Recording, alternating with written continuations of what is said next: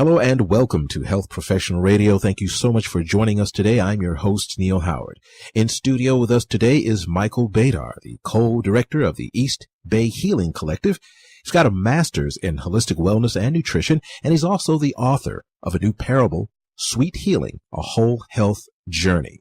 And he's here with us today to talk about his book and talk also about how a support group is more than important when it comes to individual health maintenance and sometimes recovery. This connection is also portrayed in his book, Sweet Healing.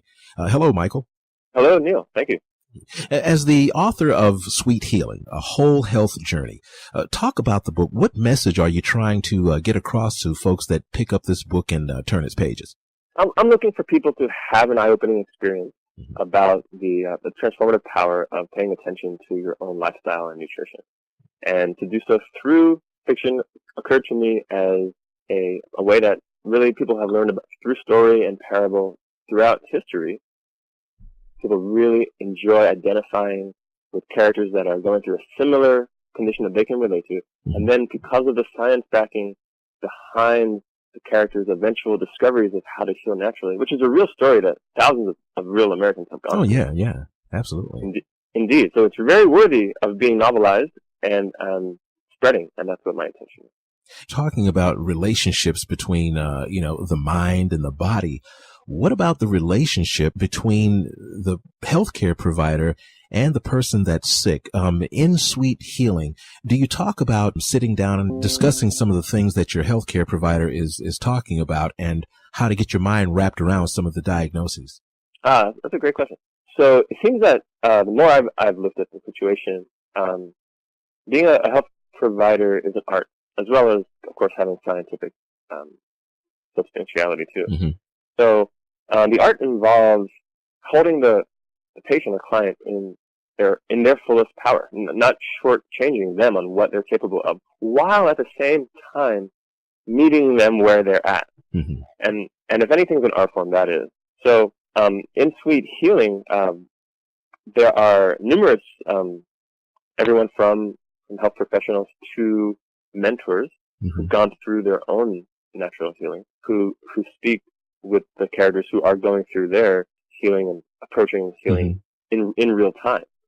So those relationships are really important, and there's a bit of, I'd say, where the, say, Gene, who's going through, having just been confronted with type 2 diabetes, filters and interprets what he hears from all of these different people who are trying to help. Yeah. And respects and honors what they're all saying in different ways. Ultimately, filters and processes it through his own knowing, his own enjoyment, and his own sense of what brings him alive. Let's talk a bit about a tendency to isolate. Maybe in the beginning, in the early days of a diagnosis, you want to, be by yourself. You don't want to seek any help. There's different phases that you're going through of denial and anger and things of that nature. Talk about maybe the difference, the importance first, and then maybe the difference between an actual support group and just folks that are trying to help. Yes. There's definitely that denial and despair and shame that the Gene is, and he stays by himself for a while, and there's a big scene where he first ventures out and finally wants to leave the house again, and meets a neighbor who they just discuss life and sports and cars, and but that is somebody who wants to help, who becomes an informal support structure for him. And I have a lot of faith in people ultimately, and the informal support structures that we create in our immediate communities and surroundings. Then there's also sections on a bit more formal support structures and groups. And I think if you want to look at sort of incrementally, the individual, the household, the immediate community, and then you might say the healthcare structure in the general city or area you live in are all different scales of practice. And I think in terms of what I think I think research bears this out, the household is one of the greatest correlates to any individual's health outcome.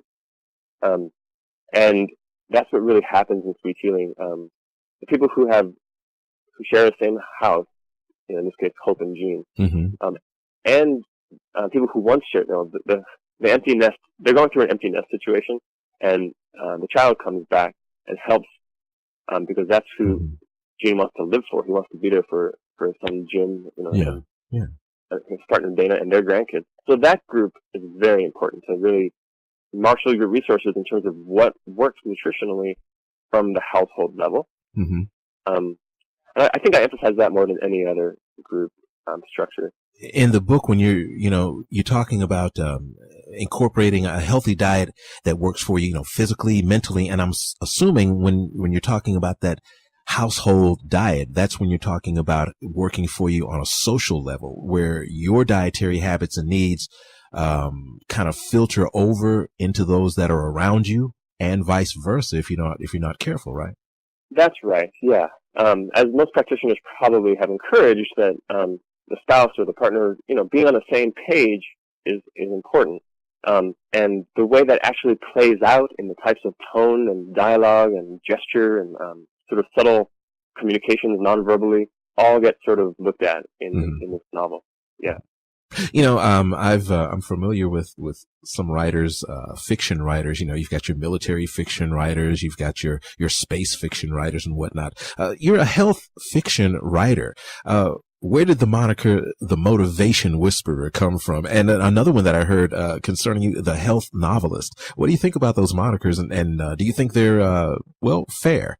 Well, health novelist, is fair and exciting because, I love to do this. Take what's known over the course of research that I've done and the world has done, which is great, on healing and health, and to people going through that once they the beginning of being diagnosed and meeting with their advisors or mentors or health practitioners is just the beginning. There's an actual psychological journey that's every bit as dramatic as a Wall Street novel. I just read a Wall Street novel about somebody who joined a big Wall Street firm and then left it.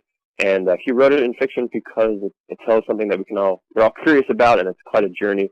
In the case of health, it's something we're all curious about. Like, what is the journey like, especially when you incorporate integrative or natural means, and what do people go through? So I think health novelist is a wonderful moniker. And then motivation whisperer. Yeah.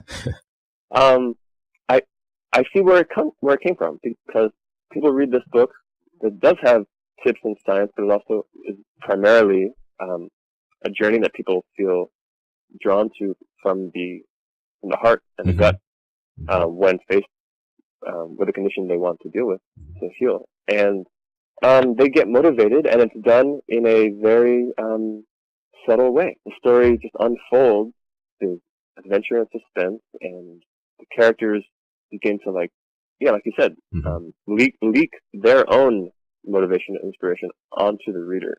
And no one wants to be told what to do so much, especially when they're not ready. So whispering it in the form of a parable gets to people, and they become motivated while entertained, which opens up a lot for them. Sweet Healing, A Whole Health Journey, written by our guest in studio with us today, Mr. Michael Bedar. It's available online if you go to readsweethealing.com, I think. Is that correct, or is there another one? That is correct. Okay, readsweethealing.com, and at readsweethealing.com you get event calendars, find out more about Michael, blogs, affiliates, contact information, and much, much more. It's been great having you here with us in studio today, Michael. It's been great. Thank you. Thank you. Transcripts and audio of this program are available at healthprofessionalradio.com.au and also at hpr.fm, and you can subscribe to our podcast on iTunes.